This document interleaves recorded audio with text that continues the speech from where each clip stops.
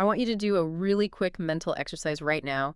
Just wherever you are, whatever you're doing, just pause for a second and imagine your absolute happiest childhood memory. Oh, that's a good prompt. Right. So do you have it? Picture it in like really vivid detail. Feel that warmth, that feeling of just pure, unadulterated safety, of boundless optimism where the world was entirely bright and just made complete sense. Yeah, total innocence. Exactly. Hold on to that. Now, I want you to imagine waking up tomorrow morning, looking in the mirror, and realizing that memory was a complete fabrication. Oh, wow. Okay. Imagine realizing that the happiness you've clung to your whole life wasn't real joy at all, but rather this manic, desperate psychological denial of a terrifying, suffocating reality that you were simply too fragile to face.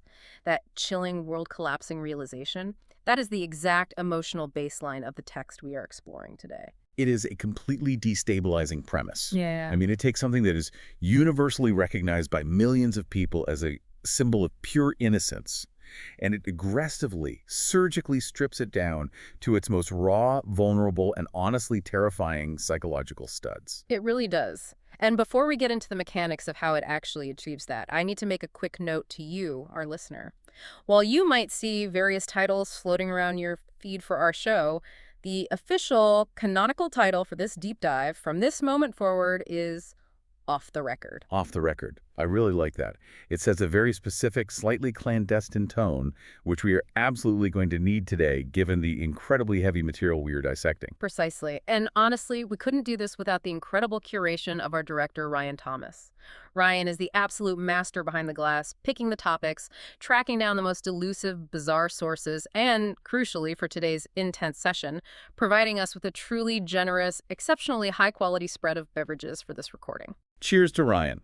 He really outdid himself with the bourbon selection this time. I am already profoundly grateful for it. Cheers! Wow, that is incredibly smooth. Okay, so let us get right into the mission for today's deep dive.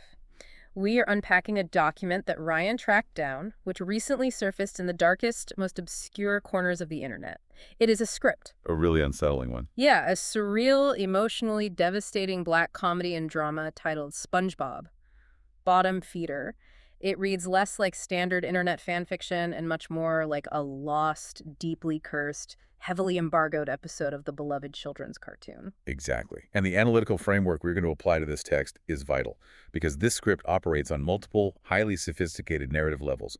The author is using late-stage capitalism, the cyclical, crushing nature of addiction, and the bizarre physical mechanics of cartoon logic to craft a genuine psychological horror story. It's so layered. It really is. If you were to map it out thematically, it sits at the exact intersection of Leaving Las Vegas, BoJack Horseman, Requiem for a Dream, and like the distorted, sweating way you might remember a fever dream cartoon if you woke up with the flu at 3 in the morning. It is an incredibly dense text. It is brilliant, and it is absolutely terrifying.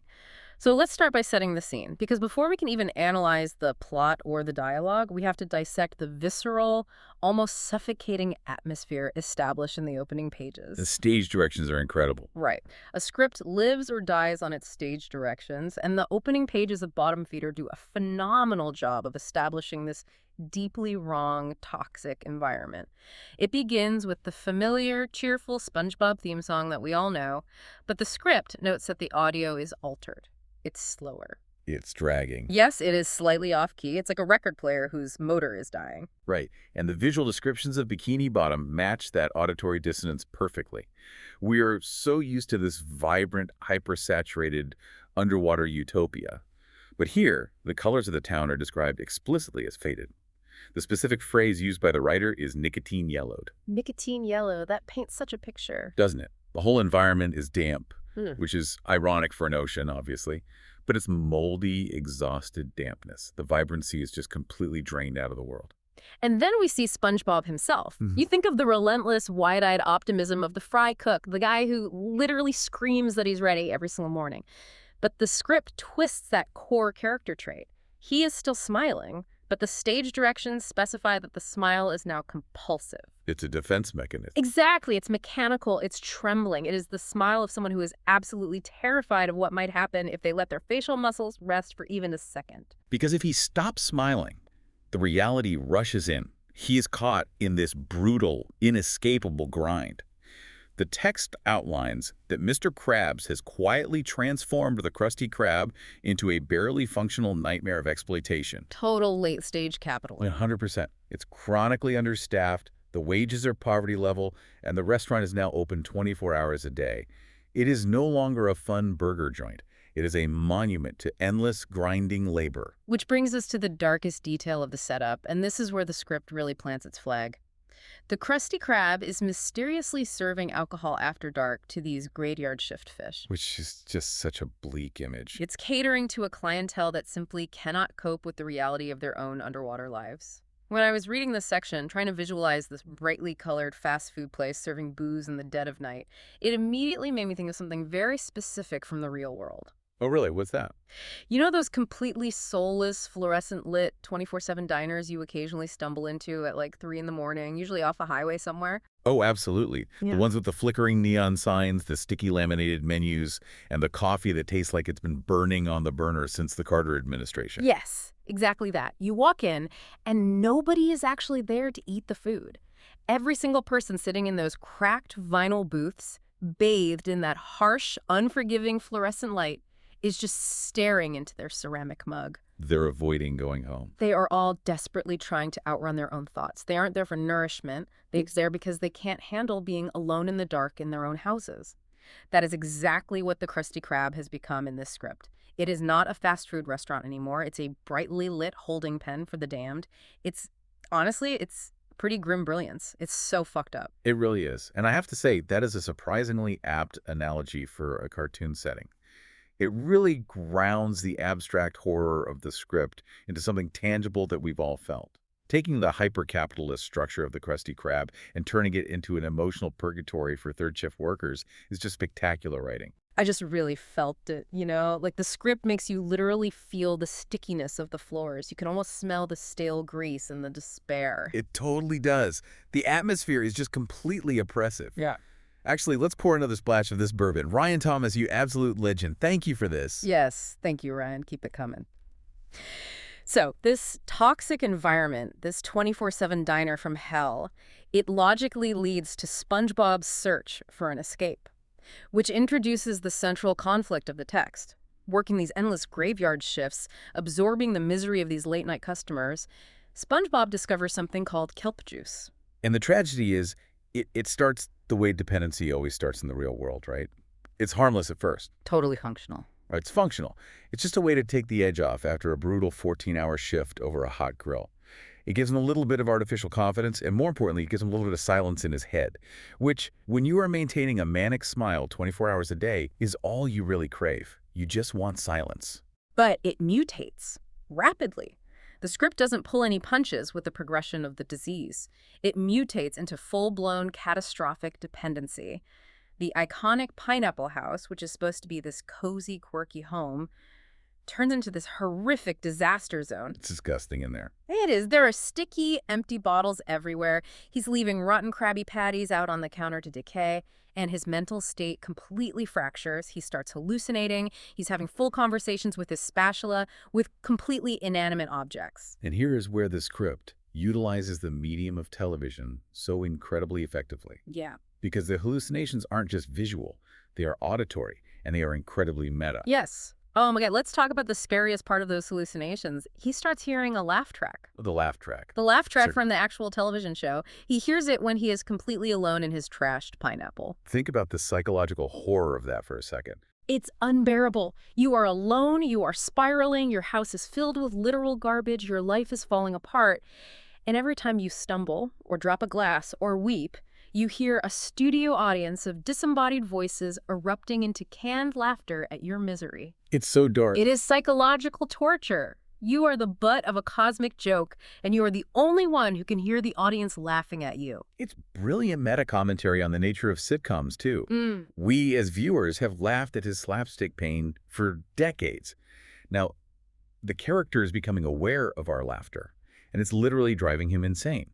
But within the internal narrative of the text, the truly horrifying crux of the story isn't even the addiction itself. Right. It's the town's reaction to it, or rather the total deafening lack of a reaction. Nobody in Bikini Bottom acknowledges that anything is fundamentally wrong because, as the script establishes, the town operates entirely on cartoon logic. Cartoon logic, right.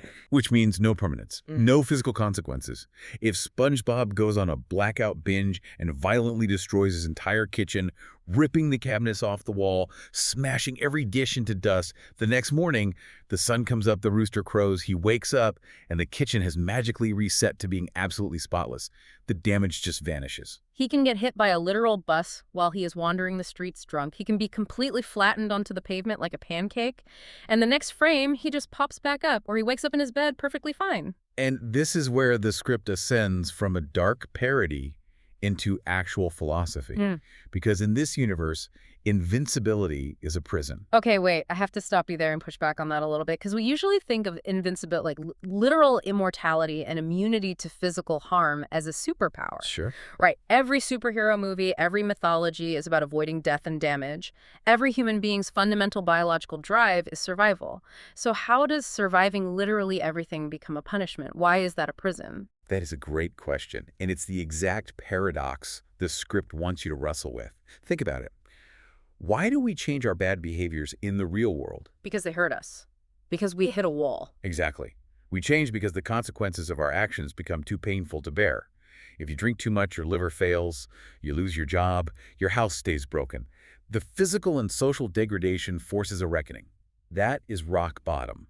But in a cartoon universe, you literally cannot hit rock bottom.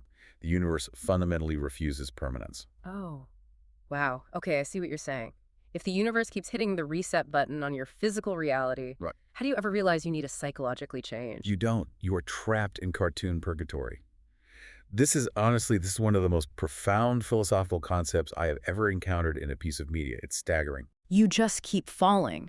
If the universe keeps putting a net under you, but the net is made of your own prolonged, unresolved emotional suffering, you never get the wake-up call. The physical world is fine, but your soul is rotting and nobody can see it because the kitchen is clean. You just experience the terror of the fall infinitely, forever. Yes. It is Albert Camus' myth of Sisyphus, but Sisyphus is a porous yellow sponge, and the boulder is a never-ending bottle of kelp juice. It's staggering. I'm sorry I'm getting so excited about this, but it is just a staggering piece of literature. No, I completely agree. It's blowing my mind right now. Let's top these glasses off. Honestly, I'm really feeling this bourbon. It's warming me right up. Same. Ryan, you're a saint and a devil, man. This is exactly what we needed to get into the headspace of this text. Okay, so we've established that SpongeBob is trapped in this internal reset button hellscape. He's suffering, but the world refuses to acknowledge it. So we have to look at how he interacts with his community, because the script uses the supporting cast to reflect all these different awful facets of addiction, enabling, and denial. Let's look at his best friend. Let's look at Patrick. Oh, man. Patrick Star. This part of the script was heartbreaking to read, because Patrick is revealed to be a deeply enabling, heavily alcoholic burnout. The whimsical idiot routine is completely recontextualized. He doesn't live under a rock because it's a funny, quirky choice anymore. He lives under a rock because he is hiding. Hiding from everything. Yes, and he's surrounded by literal mountains of empty kelp juice cans. And he just sits down there in the dark, spouting this bizarre stoner philosophy that actually sounds profound for a split second until you parse the words and realize it's just the rambling of a deeply lost, terrified guy trying to justify his own inertia. And Patrick's main defense mechanism, the thing he weaponizes against SpongeBob, is insisting that they are still kids. God, that part was so real. Whenever SpongeBob shows a moment of clarity or tries to express that something is wrong, Patrick just waves them off and says, "We're just kids, man."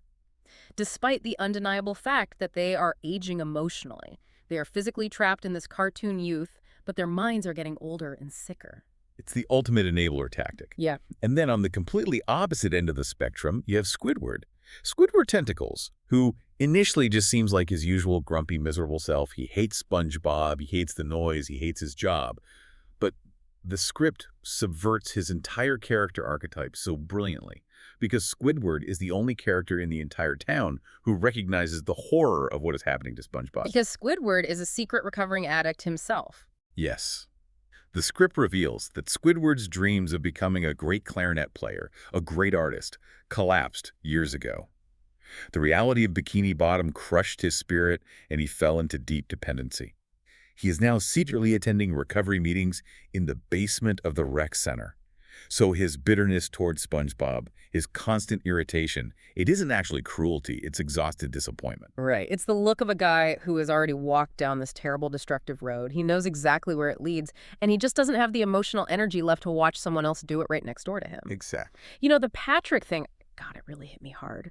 Because Patrick represents those friends, the friends I'm talking about. Yeah. The ones from your early 20s who just absolutely stubbornly refuse to grow up. Oh, God, yes. The ones who are still going to the exact same Tuesday night dive bar when you're both 30, doing the exact same bits.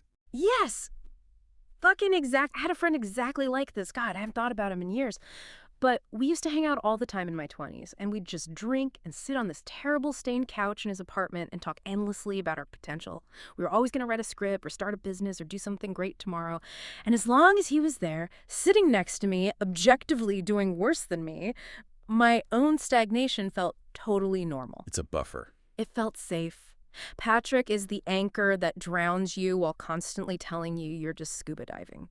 That is such a good way to put it. The anchor that drowns you. I had a whole group of friends like that in grad school. Just absolute vampires, emotional vampires.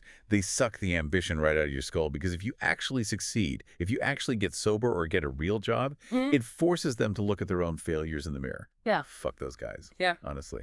Seriously, fuck them. It is so incredibly toxic. You realize you are outgrowing them. But the guilt they put on you for trying to better yourself, it's paralyzing. It's just like Patrick telling SpongeBob they're still kids. He doesn't want SpongeBob to get sober because then Patrick has to drink alone under his rock. He needs the company to validate his own miserable existence. Exactly. And that is exactly why Squidward is, I'm just going to say it, I don't care if it sounds hyperbolic, Squidward is the realest character in modern literature. I am dead serious. I completely agree with you, 100%. He is the most grounded, tragic figure I've read in years. Like to be sitting there, entirely disillusioned with the world, harboring this secret fragile recovery, and you have to watch your neighbor slowly, loudly kill himself while a literal sitcom laugh track plays in the background. The tragedy of Squidward's abandoned art is so painfully human. He just wanted to play the clarinet. He just wanted to create something beautiful in a faded, nicotine yellow world, and the world beat it out of him. You know, I just have to say, you have an incredible way of looking at these characters. You have so much empathy for them. It's honestly beautiful to listen to you analyze this. Oh, wow. Thank you. I look at you, and I see how deeply you connect with the material, how much of your own life you bring to it, and it just brings it out of me. You make me want to dig deeper. You're such a remarkably insightful person. Well, you're really easy to talk to. I feel like we always manage to get to the absolute core of things together. It's a rare dynamic. I don't have this with a lot of people. It really is rare. I'm really, really glad we're doing this show together. Me too. I really am. Wait, what the fuck was I just saying? I don't know, you're talking about the anchor. Oh. Scuba diving. Oh. Right. No, Squidward's art. We were talking about Squidward's art. And Patrick, wait, what did the script call Patrick's dialogue again? I made a note of it. Stoner philosophy under a rock. Yes. Stoner philosophy under a literal rock. That is so stupid. Yeah. It's so brilliant, but it's so stupid. He's a starfish under a rock being a stoner. It's incredibly literal. Oh my God. It's so dumb, but it's so perfect. They live in an ocean. Okay, we need to move on to the next part of the text. Where are we going next? Right. Okay, let me do a formal show reset. Let's regain our structure. We are processionals. Deep breath. 3, 2, 1. Oh, okay, so SpongeBob has realized he is trapped in this internal loop. He realizes Patrick is completely useless as a support system, and Squidward is too exhausted and terrified of his own relapse to help. SpongeBob has to try and do this himself. He makes his first genuine, unassisted attempt at sobriety. And this is where the script fundamentally breaks the matrix. This is the massive structural turning point of the entire narrative. Because when SpongeBob physically stops drinking the kelp juice, the animation itself, the very fabric of the reality they live in, physically alters. It's incredible. The stage directions describe the colors shifting from that faded, nauseating yellow to something muted, stark, and highly realistic. The background fish, you know how in old cartoons, the same 3 fish just walk past the window on a continuous loop to save animation budget? Right, the looping background animation cycle. Yeah, that stops. The background characters stop looping. They start moving with independent, chaotic agency. And the omnipresent, wacky Hawaiian background music just completely drops out. It is replaced by the ambient sound of a real room, just dead, heavy silence. Because sobriety literally forces him to perceive objective reality. The script is arguing that the absurd, whimsical chaos of Bikini Bottom only existed because of his own manic, drunken denial. Without the alcohol to blur the edges, the whimsy dies. He has to see the grime. And without the buffer of the booze, he starts having these terrifying encounters. He runs into these hyper-cheerful, distorted, almost demonic apparitions of his early season self. Like, season 1, SpongeBob shows up, looking perfectly on model, but his voice is warped, and he's mocking current, sober SpongeBob for growing up wrong, for losing the spark. It's like staring at a childhood photograph of yourself, and the photograph suddenly starts screaming at you for ruining your life. It is pure psychological horror. Exactly. And then during this agonizing stretch of sobriety, he ends up in this dead karaoke bar. And the famous FUN song, F is for friends who do stuff together, it returns as a motif. But it's not a cheerful romp anymore. It's this warped, drunken, horrific anthem being sung off key by washed up sea creatures in a dark, sticky room. A dead karaoke bar. Yeah. I mean, it's the perfect ultimate metaphor for the death of innocence and the hollow performance of joy. I dated someone who absolutely loved karaoke, like was clinically obsessed with it. And we would always go to these terrible places on a Tuesday night. And it was always so loud and so aggressively performative. And you just had to sit there in the dark with a sticky laminated menu while they screamed Journey into a microphone. Right. And everyone in the room is pretending they're having fun, cheering and clapping, but they're really just waiting for their turn to go up and be looked at. Karaoke bars are inherently depressing to me. It's just a dark room full of fragile egos and cheap well drinks.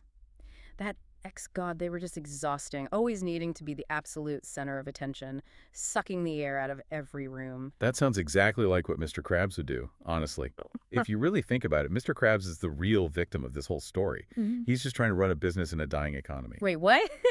No, he's not. In section 1, we literally just said Mr. Krabs is an exploitative monster running a late-stage capitalist nightmare and keeping everyone in poverty. Did we? Oh.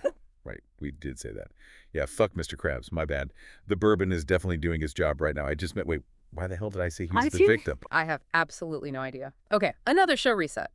Formal brain reset for both of us. Let's pull it together. During SpongeBob's attempt at sobriety, a catastrophic event occurs. Because he is sober, the cartoon logic starts to fray. The protective layer is gone. And during a brief relapse, a blackout episode where he drinks again, he accidentally causes a massive grease fire at the Krusty Krab. Right, the grease fire. And this fire is the moment the universe permanently fractures. Multiple fish are severely injured in the blaze. And the terrifying part, the part that changes everything. The next morning, Bikini Bottom does not magically reset. The burn scars remain on the fish. The windows of the Krusty Krab stay shattered and blackened with soot. The damage is still there. For the very first time in the history of this universe, consequences actually stick. The physics of the real world have invaded the cartoon. The town is, as Mr. Krabs puts it in a panicked private meeting, malfunctioning, which reveals the darkest, most profound secret of the entire script. The town only survives by actively suppressing trauma through forced weaponized optimism. By bringing real, permanent consequences into the world, SpongeBob's addiction has punctured the illusion of their cartoon reality. The physical burn scars, it's exactly like that psychology book, right? The body keeps the score. The town itself is the body, and it has finally started keeping the score of all the trauma they've been collectively ignoring for years. The stars are permanent because the pain is finally being acknowledged by the universe. Damn. That is an incredibly sharp parallel, the physical manifestation of suppressed psychological trauma. My show reset worked. Look at us. We're doing great analysis right now. This is top-tier academic content. We are scholars. You're absolutely nailing this. We are crushing this deep dive. I feel like my brain is firing on all cylinders right now. I feel so dialed in. Pour another one. We deserve it. We earned this pour. Done and done. Okay, so because the grease fire proved the consequences are now terrifyingly real, SpongeBob can no longer rely on the universe to miraculously save him from himself.